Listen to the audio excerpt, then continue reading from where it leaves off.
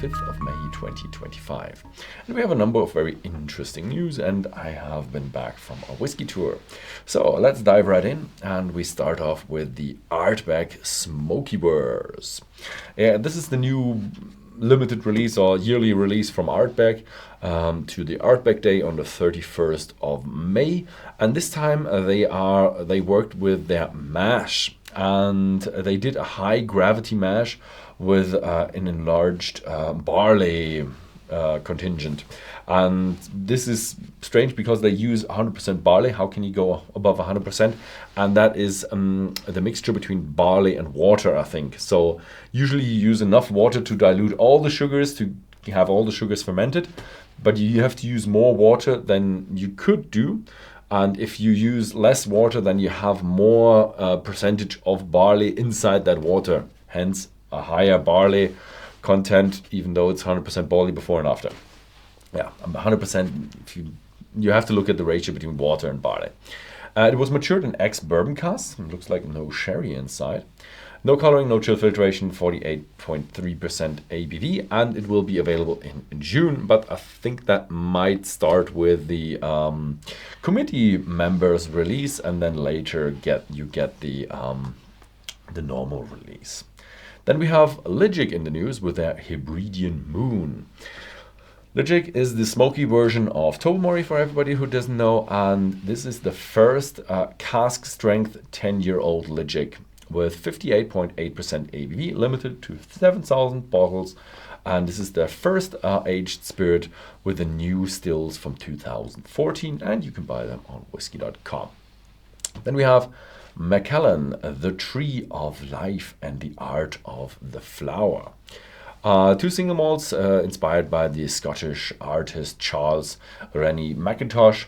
And the Tree of Life is a 46-year-old from two sherry casks from 1979. And the Art of the Flower from a sherry-seasoned European oak cask. Sounds really good. Then we have news from Nc'nean, the smaller, newer distillery. Lemon Meadow is the name, and it's continuing the Huntress series. As every year, it's spring, and they're bringing out a new Huntress series.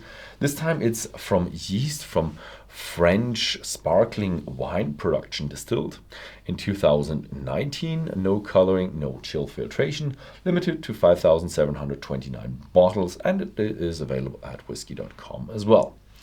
Then we have the House of Hazelwood, and they're planning a 100-year-old grain whiskey. If you plan a 100-year-old grain whiskey, you have to wait 100 years. Now, I think they already do have very old stock.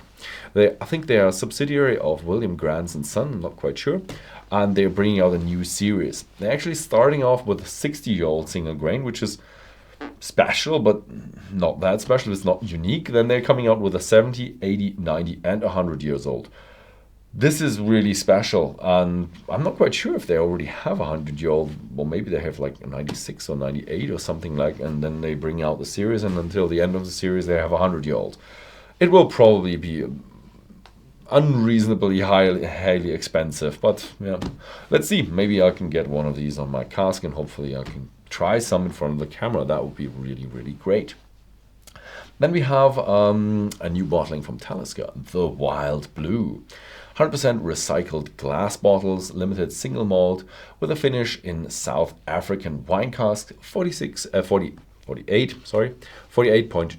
ABV, and it is available in the Netherlands and Belgium at Whisky.com. Now the new Eden Mill Distillery is in production. They had 21 months of building, and now they're building their first. They filled their first cask, and the visitor center will open in August. They are now producing 1 million liters of pure alcohol per year, and it is actually located on the University of St. Andrews. Yeah. Next up, we have USA, and we had kind of bad weather in the USA, let's say it that way. That was really bad weather. And they had floodings, and Buffalo Trace was actually closed for a couple of days or weeks. I'm not quite sure how long, but I think like a few weeks. At the beginning of April, there was a really big thunderstorm, rain and everything. And Kentucky was really heavily influenced by that, and they got a lot of floodings, and Buffalo Trace was underwater, and now they have the water is gone, and they have finished the cleanup, and now the distillery is now ready to be visited again. It's open again. Then we have the New Springs Distillery from Heaven Hill.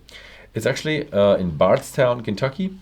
And as you might know, in 1996, the old Heaven Hill Springs Distillery in Bardstown was destroyed by a fire, and a couple of their warehouses. Most of the warehouses, I think, were still standing, and now they built a new distillery there.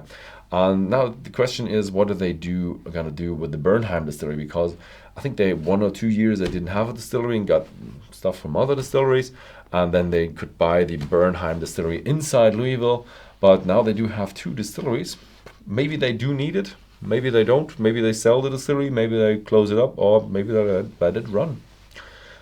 Next up is news from Woodford. They're doing another Masters collection, and it's called Madeira Cask Finish. It's the 20th Woodford Reserve Masters collection, and it's an aged bourbon finished in Madeira casks, and then it's actually blended with straight wheat whiskey. 45.2% ABV, and it is available at Whisky.com if you live in the Netherlands or Belgium. Yeah, so this was it with the news this week. Thank you very much for watching, and see you next time.